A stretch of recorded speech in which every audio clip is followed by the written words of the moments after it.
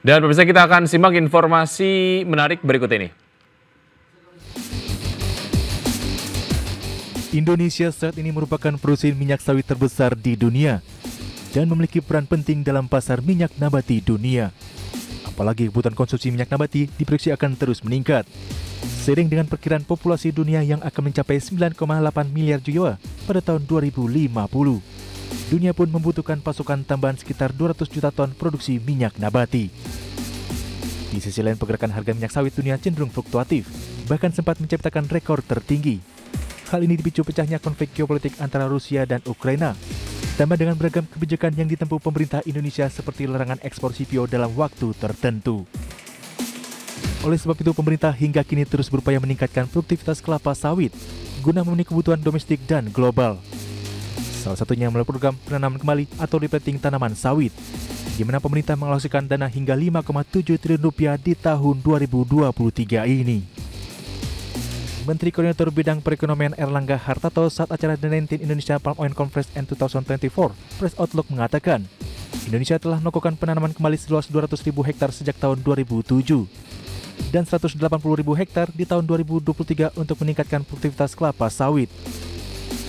Meski demikian, Erlangga mengakui sejumlah tantangan masih menghantui pasar minyak sawit Indonesia di dunia. Salah satunya inisiatif Uni Eropa melalui kebijakan European Union Deforestation Regulation.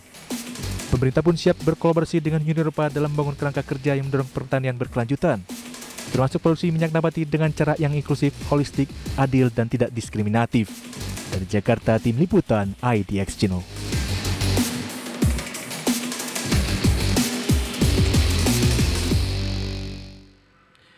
Ya, pemirsa, untuk membahas tema kita hari ini, pemerintah siapkan dana replanting sawit 5,7 triliun rupiah. Sudah tersambung melalui video conference ada Bapak Fadil Hasan, beliau adalah Ketua Bidang Luar Negeri GAPKI. Apa kabar Pak Fadil?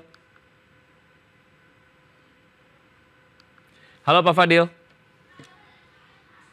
Nampaknya masih termute Pak. Ya, oke. Baik. Terima kasih. Baik. Kabar baik, apa kabar? Kabar baik, terima kasih sudah bergabung bersama kami. Sekarang saya bisa mendengar suara Pak Fadil dengan jelas nih Pak. Pak Fadil, sebelum kita kemudian membahas mengenai replanting yang kemudian diwacanakan oleh pemerintah, yang nampaknya ini sudah berjalan sejauh ini dan dananya yang sudah disiapkan adalah 5,7 triliun rupiah. Saya ingin tahu terlebih dahulu review dari pertumbuhan industri sawit sejauh ini seperti apa Pak Fadil? Justru itu ya, saya kira kita ingin pertama-tama itu menempatkan program replanting ini dalam konteks yang lebih luas gitu ya. Tidak hanya sekedar mengganti misalnya tanaman-tanaman yang sudah tua umurnya begitu dengan tanaman baru ya, tetapi replanting program ini merupakan satu program yang sangat penting untuk kita laksanakan sekarang ini dan ke depan, karena kita ini sekarang menghadapi persoalan produktivitas kita yang cenderung stagnan atau bahkan menurun ya.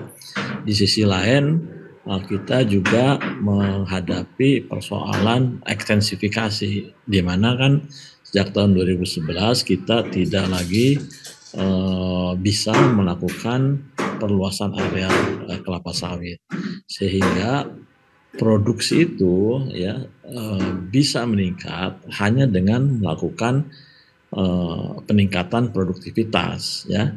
Nah, di sisi lain kita mengetahui bahwa permintaan daripada minyak sawit dan minyak nabati pada umumnya itu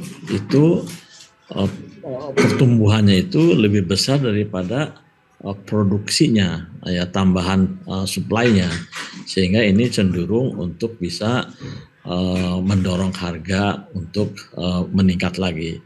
Jadi program replanting ini adalah salah satu cara atau bahkan mungkin satu-satunya cara kita untuk meningkatkan pasokan minyak sawit kita ke pasar internasional dan juga untuk memenuhi peningkatan permintaan di pasar domestik gitu. Sebab kalau tidak ya kan, itu kita mengkhawatirkan produksi sawit itu kita ke depan itu akan mengalami penurunan ya kan. Dan kalau misalnya kita menurun, maka kemudian saya kira kita akan tentunya menghadapi persoalan-persoalan ya.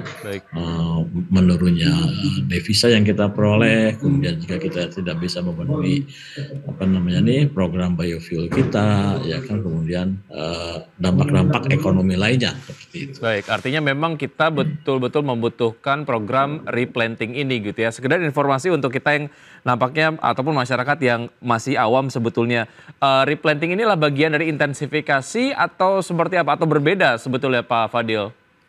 Ya, ini bagian daripada intensifikasi. Kita mengetahui ya sekarang ini ya, bahwa perbedaan produktivitas antara perusahaan dengan petani itu sangat besar, ya kan? Mungkin sekitar angkanya itu 2 ton lebih. Mengapa perbedaan produktivitas itu sangat besar? Tidak seperti di Malaysia, ya kan? Karena memang ketika petani ini menanam pohon kelapa sawitnya itu banyak menggunakan bibit-bibit yang tidak certified dan kualitasnya itu buruk gitu, ya kan, sehingga ketika panen sawit itu hanya menghasilkan produktivitas yang rendah gitu. Tetapi kan kita mengetahui bahwa untuk mengganti pohon-pohon sawit itu, ya kan, perkebunan sawit rakyat itu kan memerlukan ini yang besar gitu, namanya biaya yang besar. Jadi ya terpaksa para petani itu membiarkan saja, ya kan, walaupun dengan produktivitas yang jauh lebih rendah. Nah, jadi kalau misalnya kita bisa meningkatkan produktivitas di tingkat petani ya, di mana sekitar 42% daripada area itu dimiliki oleh mereka, misalnya saja dengan peningkatan 0,5 ton saja misalnya per hektar, itu sudah cukup signifikan ya, untuk bisa meningkatkan produksi secara keseluruhan gitu. Baik, artinya memang satu concern terkait dengan replanting ini, kalau mau bibitnya harus certified gitu, karena ini akan mendukung kualitas dari produktivitas tanaman sawit sendiri gitu ya. Lalu bagaimana dengan apa yang sudah terjadi replanting sebelumnya mengenai pengadaan bibit dan lain sebagainya, bagaimana ke depan agar proses pembibitannya sesuai dengan yang diharapkan? Kita akan lanjutkan usai jeda berikut ini Pak Fadil. Dan pemirsa tetap bersama kami, usai jeda kami akan segera kembali. Terima kasih Anda masih bergabung bersama kami. Sebelum saya lanjutkan perbincangan bersama Pak Fadil Hasan, Ketua Bidang Luar Negeri Gabungan Pengusaha Kelapa Sawit Indonesia atau GAPKI, saya akan terlebih dahulu tampilkan data yang sudah kami siapkan. Pemirsa, diantaranya adalah data soal luas perkebunan kelapa sawit tingkat provinsi tahun 2022. Untuk Riau 2,9 juta hektar, kemudian disusul oleh Kalimantan Barat 2 juta hektar, Kalimantan Tengah 1,8 juta hektar, Sumatera Utara 1,5, Kalimantan Timur 1,4, kemudian Sumatera Selatan 1,2 juta hektar, dan Jambi 1,1 juta hektar. Dan berikutnya adalah ada data soal strategi pemerintah European Union Deforestation Regulation. Salah satunya adalah jalin kolaborasi dengan Uni Eropa, kemudian membangun kerangka kerja pertanian berkelanjutan, mengembangkan clearinghouse, dan ada juga soal sertifikasi Indonesia Sustainable Palm Oil Plantation Certification System dan sertifikasi sukarela skema Roundtable on Sustainable Palm Oil atau RSPO. Dan data berikutnya adalah ini mengenai angka deforestasi neto di Indonesia dari tahun 2018 hingga tahun 2021. Dapat Anda saksikan di layar televisi. Ya, saya lanjutkan perbincangan bersama Pak Fadil Hasan. Pak Fadil, kalau kita bicara mengenai program replanting yang sudah pernah dilakukan, outputnya juga tadi Anda sudah sampaikan bahwa memang dilakukan penanaman dengan menggunakan bibit yang tidak certified. Ini berdampak kepada produktivitas yang tidak sesuai dengan yang diinginkan gitu ya. Apa yang bisa dilakukan agar replanting berikutnya sampai dengan akhir tahun 2023 begitu yang kemudian sudah dicanangkan, agar bibit-bibitnya berkualitas, kemudian nanti juga akan berdampak kepada produktivitas dari tanaman sawitnya sendiri, Pak Fadil? Ya, sekarang tentunya pemerintah, BPDPKS ya kan, dan juga para petani itu sudah menyadari pentingnya bibit yang certified itu ya, dalam melakukan program peremajaan ini, sehingga memang kita itu pemerintah dan BPDPKS itu secara ketat mengatur penyediaan bibit yang akan dipakai untuk program replanting ini atau peremajaan ini dilakukan oleh petani itu. Jadi benar-benar supaya bibitnya itu dari perusahaan-perusahaan yang sudah terdaftar gitu ya, yang menghasilkan bibit, kemudian juga penyediaannya itu betul-betul dimonitoring, dievaluasi ya oleh Kementerian Pertanian dan juga oleh BPDPKS secara ketat gitu. Jadi tidak bisa sembarangan lah bibit yang dipakai untuk petani untuk dalam melakukan replanting tersebut. Nah, dengan demikian saya kira ke depan dapat dipastikan bahwa bibitnya itu betul-betul sudah sudah baik dan sertifikasi gitu. Kemudian yang kedua juga adalah dalam melakukan program peremajaan itu, ya kan, kita juga bekerja sama, ada skema yang bekerja sama dengan perusahaan, ya kan, untuk petani plasma gitu dan kemudian juga mereka ini betul-betul dibina lah ya kan, terutama terkait dengan cara budidaya yang baik gitu, good agricultural practices itu. Ya. Baik. Jadi dengan hal tersebut ya kan, maka kita mengharapkan bahwa program peremajaan yang dilakukan sekarang ini, kalau dari sisi teknik itu mungkin saya kira akan berjalan dengan baik lah gitu kan, artinya semuanya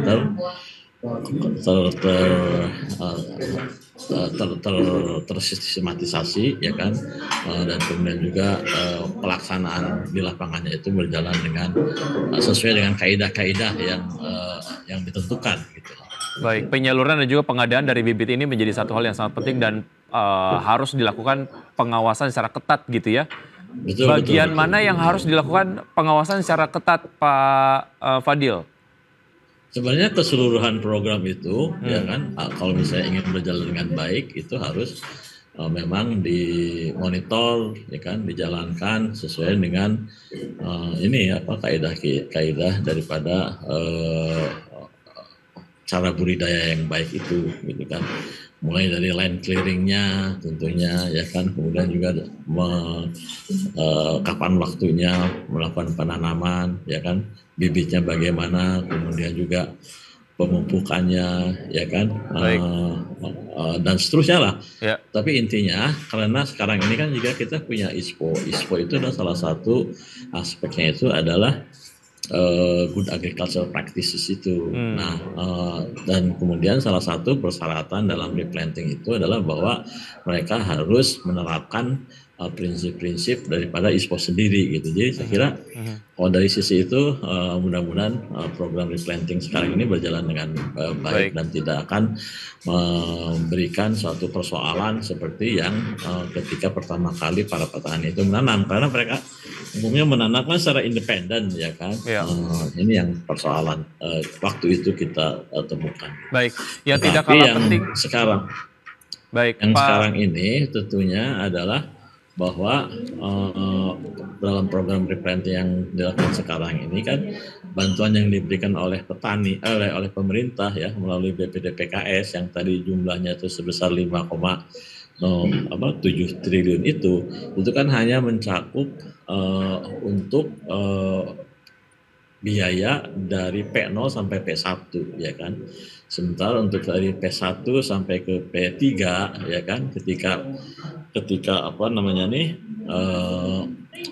sawit itu sudah mulai panen, itu masih ditanggung oleh petani gitu, atau kelompok tani gitu. Itu ya persoalan financing ini yang harus sebenarnya address lah, harus bisa diselesaikan ya. Yang tidak kalah penting mengenai bibit yang harus certified adalah pemetaan kebutuhannya seperti apa, berapa prosentase lahan tanam yang memang perlu dilakukan replanting, dan apakah kemudian nanti secara jumlah mencukupi dan sebagainya. Kita akan lanjutkan usai jeda berikut ini Pak Fadil. Dan kami akan segera kembali setelah jeda berikut, tetap bersama kami. Terima kasih Anda masih bergabung bersama kami, pemirsa, dan saya masih berbincang bersama Bapak Fadil Hasan, Ketua Bidang Luar Negeri Gabungan Pengusaha Kelapa Sawit Indonesia atau GAPKI. 5,7 triliun rupiah disiapkan di tahun ini dari pemerintah untuk melakukan replanting tanaman sawit. Kalau kita bandingkan dengan kebutuhannya akan cukup atau tidak dan akan terserap maksimal atau tidak, Pak Fadil? Ya, kalau kita lihat sebenarnya ya secara target-target yang sudah tercapai selama ini, ya kan, itu memang berfluktuasi gitu, ya kan. Misalnya di tahun 2019 ini jumlah area yang bisa di planting itu adalah 90.000 hektar, ya kan. Kemudian di tahun 2020 itu 94.000 hektar. Kemudian di tahun 2021 itu menurun hanya jadi 42.000 hektar. Dan di tahun 2022 itu 31.000 hektar. Dan di tahun 2023 ini angkanya itu sampai bulan September itu sekitar 33.000 hektar. Jadi target daripada program replanting itu memang masih jauh di bawah target yang ditetapkan di atas sebesar 185.000 hektar itu. Ya, jadi memang ini tantangan daripada program replanting tersebut, ya kan.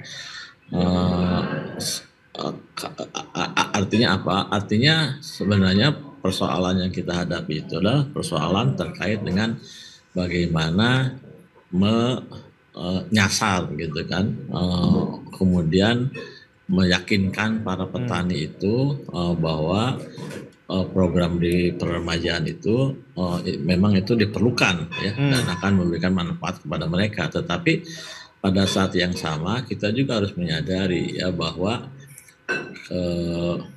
para petani itu terkadang itu tidak mau melakukan replanting karena harga lagi bagus begitu, ya kan. Nah, ini juga tantangan yang harus dihadapi itu gitu. Jadi kalau misalnya harga bagus, ya kan, ya petani lebih baik memanen lah, walaupun mungkin hasilnya itu ya tidak optimal, ya kan, tetapi harganya lagi bagus gitu. Jadi pendapatannya itu mungkin meningkat gitu. Nah, jadi saya kira itu. Jadi sebenarnya persoalan replanting itu adalah persoalan terkait dengan implementasi. Karena kalau dari sisi dana, ya kan, pemerintah saya kira sudah cukup maksimal lah ya untuk memberikan dukungan ya. Ya, sudah cukup memadai lah dalam menyediakan dana itu. Dan tadi yang saya sebutkan tantangannya itu adalah kekurangannya itu, ya kan, kekurangannya itu kan mungkin sekitar 40 juta lagi. Nah, biasanya mereka itu harus mengandalkan pinjaman dari perbankan, ya kan, atau mungkin juga dana sendiri dan seterusnya. Dan kemudian yang kedua tantangannya itu adalah masalah organisasi, ya kan. Kita mengetahui bahwa kalau misalnya program replanting ini mau jalan dengan baik itu harus ada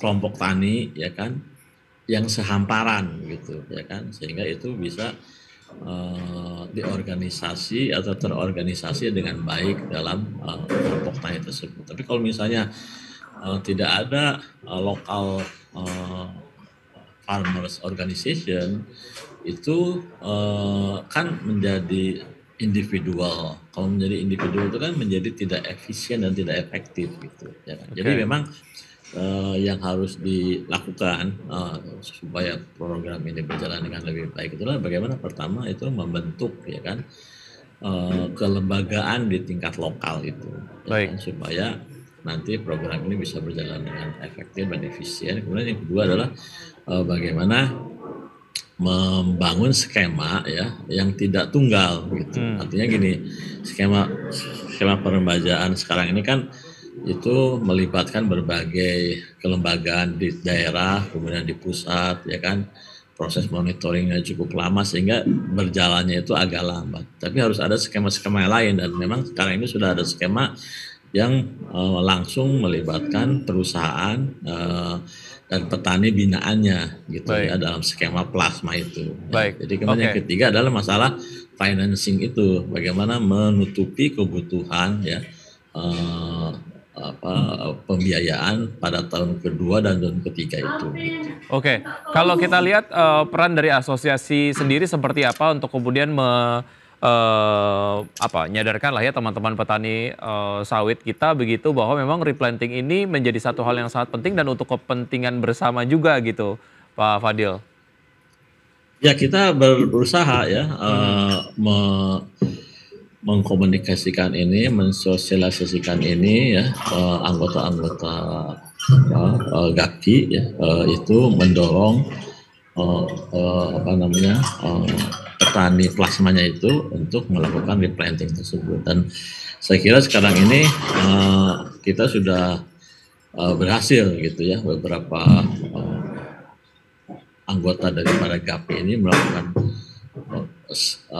proses atau program peremajaan ini ya, dengan para petani binaannya. Artinya sosialisasi ini terus dilakukan begitu ya. Tapi kalau kita bicara mengenai mekanismenya ataupun mungkin peruntukannya replanting ini dari kemudian pemerintah untuk petani tradisional saja atau juga ditujukan untuk perusahaan-perusahaan, Pak Fadil? Oh, kalau perusahaan itu kan program peremajanya itu kan dilakukan oleh mereka sendiri dan juga kan mereka memang secara reguler melakukan replanting ya. Replanting. Jadi ini kan replanting ini adalah hanya untuk petani ya kan yang jumlah arealnya itu per petani itu dibatasi 4 hektar gitu. Oke, baik. Kita awasi sama-sama semoga memang semakin banyak dari petani tradisional sawit sendiri yang menyadari pentingnya replanting, walaupun memang tantangannya adalah mereka kadang tidak mau untuk replanting karena harganya lagi bagus. Kemudian penyediaan dari bibit unggulnya sendiri ini juga yang harus dijaga sama-sama gitu ya, supaya ini berdaya guna begitu maksimal untuk meningkatkan produktivitas sawit kita ke depan. Pak Fadil, terima kasih sudah bergabung bersama kami. Sukses untuk Anda, sehat selalu, sampai jumpa. Terima kasih.